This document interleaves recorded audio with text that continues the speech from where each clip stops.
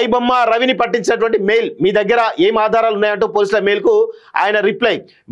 Betting gaming యాప్లలో నిందితుడి ఆర్థిక లావాదేవీలపై ముందే నజర్, technology సాయంతో ఇండియాకు రాగానే అరెస్ట్, రవిని మరోసారి కస్టడీ కోరుతూ కోర్టులో పోలీసుల పిటిషన్. క్రైమ్ అండ్ సిటీ అదనపు పోలీస్ కమిషనర్ శ్రీనివాసులు వెల్లడి అంటూ చూస్తాను.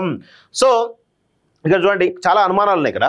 రవిని మరోసారి కస్టడీకి కోరుతూ కోర్టులో పోలీసుల పిటిషన్ అంటూ చూస్తా ఉన్నాం కదా.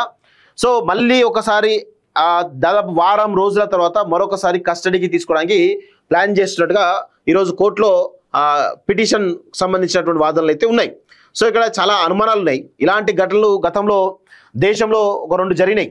వరంగల్కి సంబంధించినటువంటి ఒక రౌడీ షీటర్ జగన్ సంబంధించినటువంటి ఏదైతే ఎన్కౌంటర్ కూడా చాలా సంచలనం 2008లో. అప్పుడు కూడా సేమ్ ఇదే పరిస్థితి. కోర్టులో తనని కస్టడీకి తీసుకుంటా అని చెప్పేసి పీటీ వారెంట్ తోటి ఆయనను తీసుకొస్తున్న క్రమంలో ఎన్కౌంటర్ చేయడం జరిగింది. అది కూడా అందరికీ తెలుసు ఒక ఫేక్ ఎన్కౌంటర్ అని చెప్పేసి. ఆ తర్వాత ఇద్దరు ఏదో టెర్రరిస్ట్కి సంబంధించిన అంశం కూడా ఏదో టెర్రరిస్ట్లో ఏదో సంథింగ్ ఉంది, అది కూడా ఉంది. ప్రస్తుతం రవి ఇష్యూ కూడా చూస్తూ ఉంటే ఒకవేళ ఆయనను ఎందుకు కస్టడీలోకి తీసుకుంటారు, ఎందుకు పీటీ వారెంట్ ఎందుకు కస్టడీలో తీసుకుంటారు, ఇవన్నీ కూడా తెలియాల్సిన అవసరం అయితే ఉంది మిత్రులారా. ఇది చాలా జాగ్రత్తగా మనం గమనించాల్సిన అవసరం అయితే ఉంది.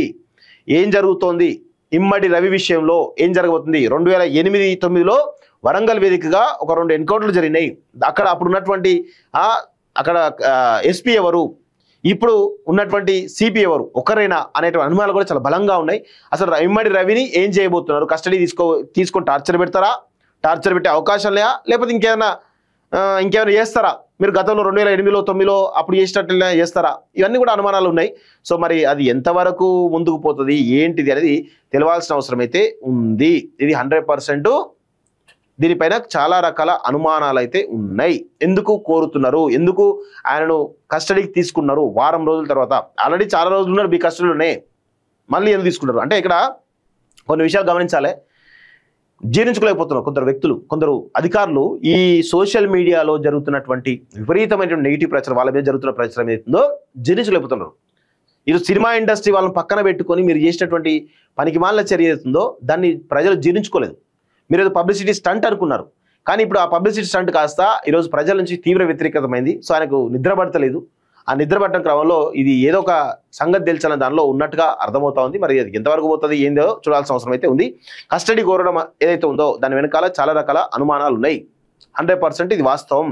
ఆయన టార్చర్ పెడతారా లేకపోతే ఇంకేమైనా చేస్తారా అనేది కొంత అనుమానాలు అయితే చాలా బలంగా ఉన్నాయి.